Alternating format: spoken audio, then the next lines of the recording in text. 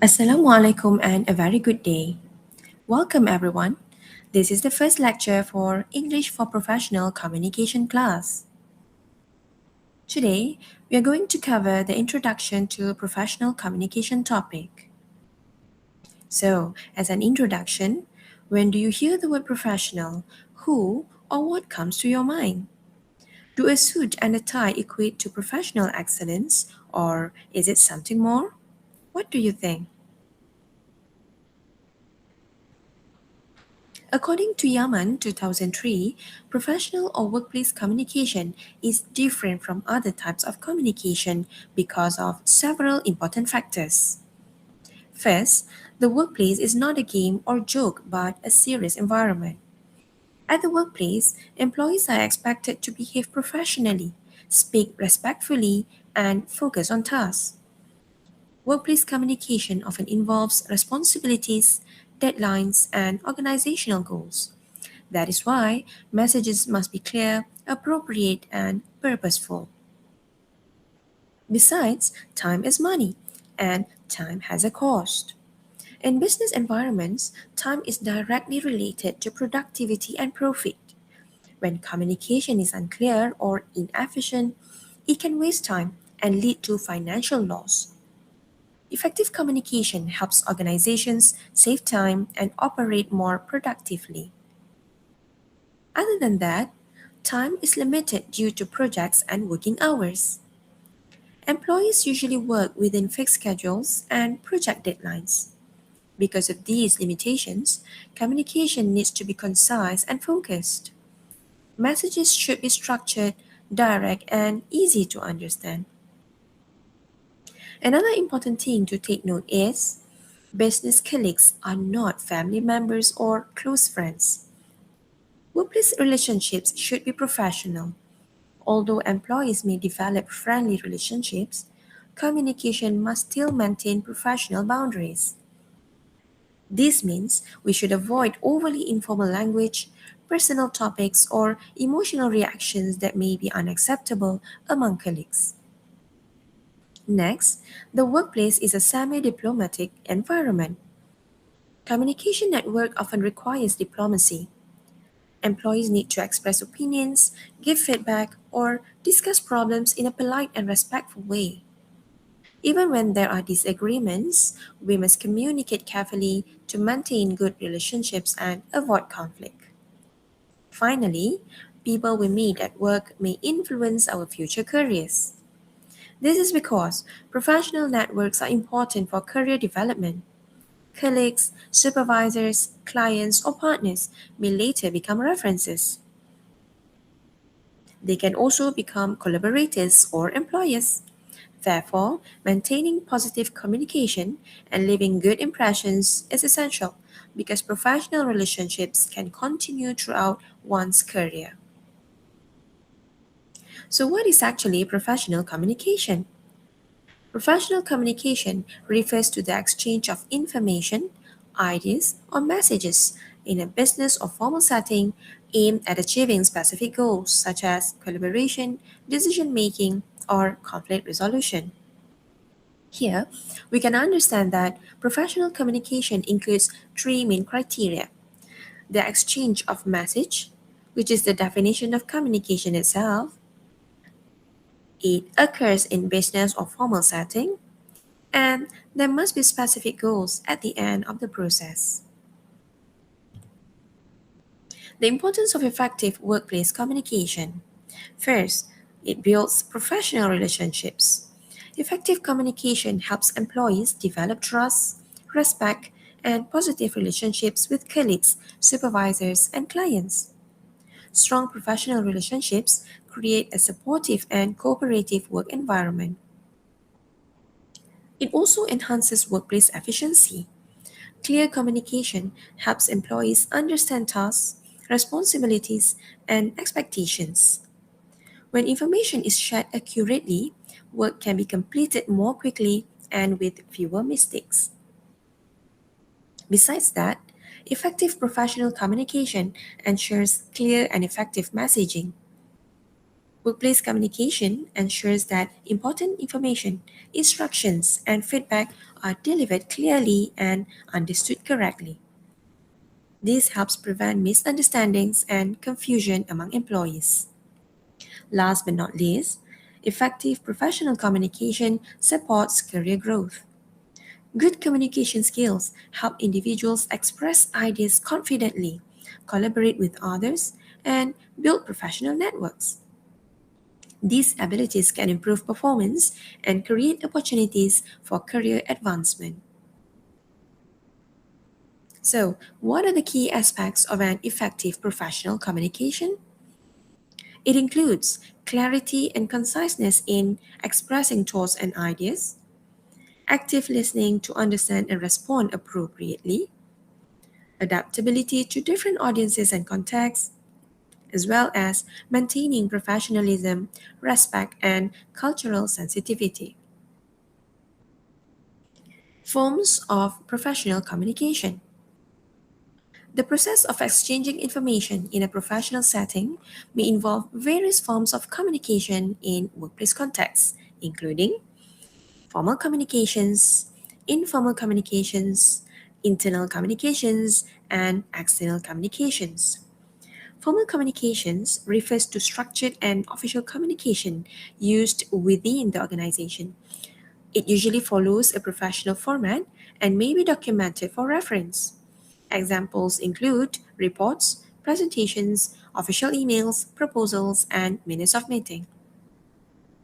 Informal communication, on the other hand, is more casual and usually occurs during everyday workplace interactions. It may happen through quick conversations, verbal instructions, instant messages, or brief discussions between colleagues.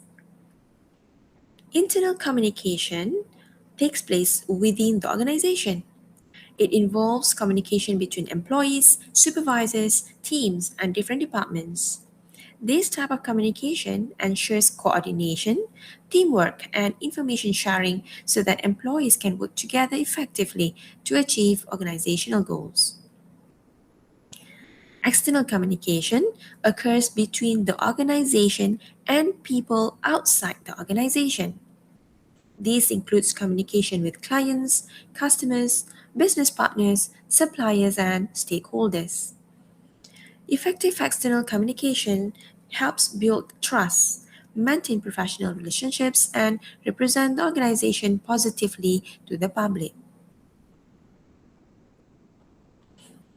Types of communication that occur at the workplace are verbal communication, nonverbal communication, written communication, and visual communication.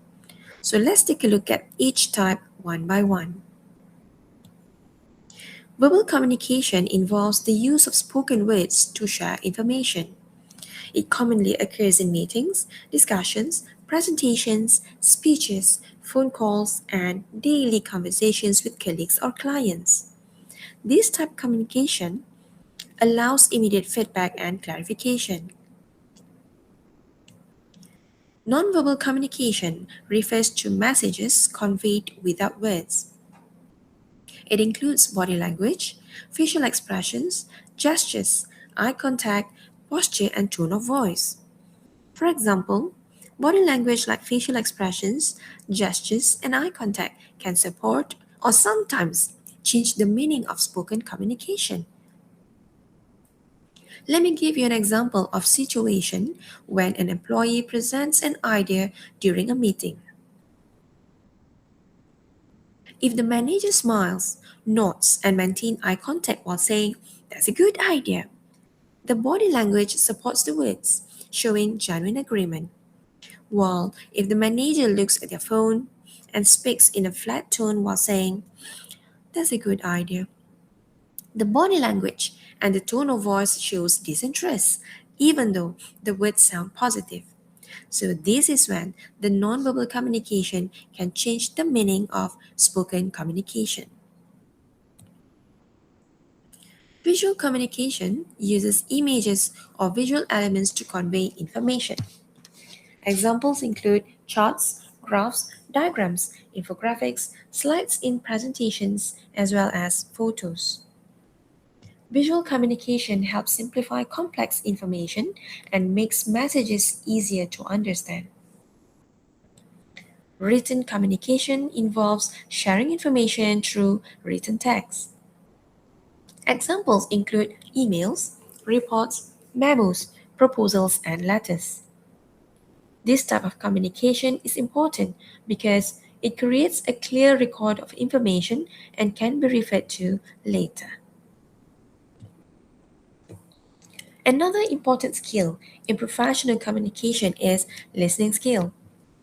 We may listen for different purposes at the workplace: to understand messages, to evaluate information, or to understand people. A surprising fact is that many people remember only 25 to 50% of what they hear. So, it is important to practice effective listening and apply good listening strategies. Good listening not only helps build better relationships, but also develops communication skills and improves workplace efficiency. Some skills that can help improve listening include observing, focusing, acknowledging, and showing respect. Remember that effective listening can't be developed instantly. It requires continuous practice, patience, and determination to improve over time. Now, these are another four types of communication in general: intrapersonal, interpersonal, group communication, and mass communication.